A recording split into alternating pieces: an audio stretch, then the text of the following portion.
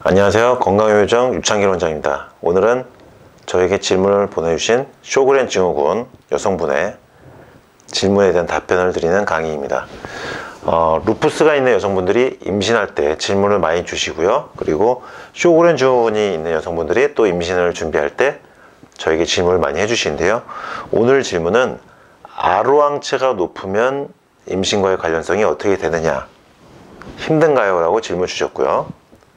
결론부터 일단 말씀드리면은 아로항체가 높다는 것은 쇼그렌 증후군이 있다는 것이고요. 아로항체가 있다고 해서 임신이 어려운 것은 아닙니다. 임신이 힘든 것은 아니에요. 그러나 아로항체가 높은 쇼그렌 증후군이 임신을 할 경우에는 임신 중에 태아가요, 선천성 심장 차단이 발생할 가능성이 높아집니다. 그래서 그 부분을 주의해야 되는 것입니다. 지금 설명이 조금 어려워질 수 있는데 다시 한번 정리해서 말씀드리면은 루푸스나 쇼그렌 증후군이 있다고 해서 임신이 힘든 것은 아니다. 그러나 임신이 된 이후에 태아의 상태가 또는 임신 중에 임신부의 합병증, 태아의 상태와 임신부의 합병증에 대해서는 어느 정도 주의가 필요하다는 것입니다. 그럼 한번 볼까요?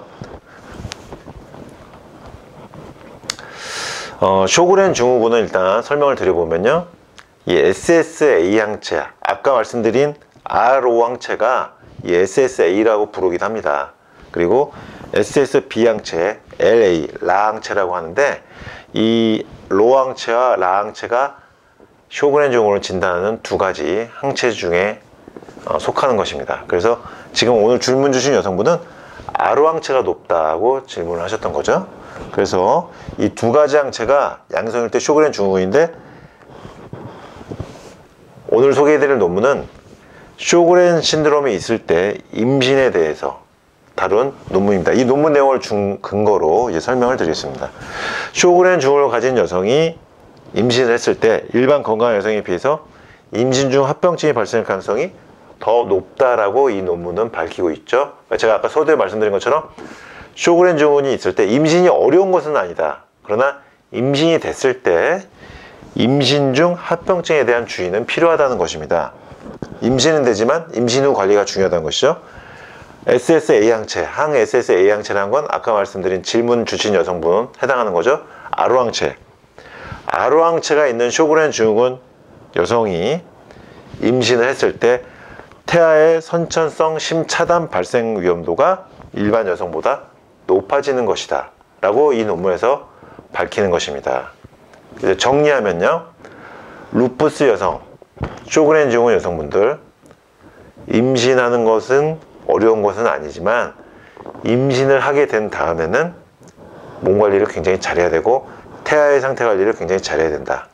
그리고 오늘 논문 소개해드린 것처럼 R호항체, 항 SSA 항체, 쇼그렌 증후군 항체가 양성인 쇼그렌 증후군 여성분들은 임신 후에 임신 중 합병증이 발생할 가능성이 더 높기 때문에 각별히 임신 후 관리가 필요하고, 태아의 경우는 선천성 컨제니탈 하트 블록, 선천성 심차단이 발생할 가능성이 높으니까 면밀하게 임신 후에 태아와 임신부의 상태를 관리해야 된다는 것이고요. 한 가지 첨언을 이제 해드린다면은 쇼그렌 증후군 여성분들 중에서 이 R호항체가 수치가 역가가 높은 분들은 임신 전에요, 이 R호항체를 최대한 낮추거나 정상까지 만들어 놓은 다음에 임신을 한다면 이 논문에서 밝힌 것처럼 임신 중 합병증이나 태아의 선천성 심차단 발생 위험도가 낮아지는 것입니다. 그러니까 쇼그렌 증후군 여성분들은 가급적 임신 준비 중에 R호항체를 최대한 낮춘 상태에서 임신하기를 권합니다. 이상 류마지기 유창길 원장이었습니다.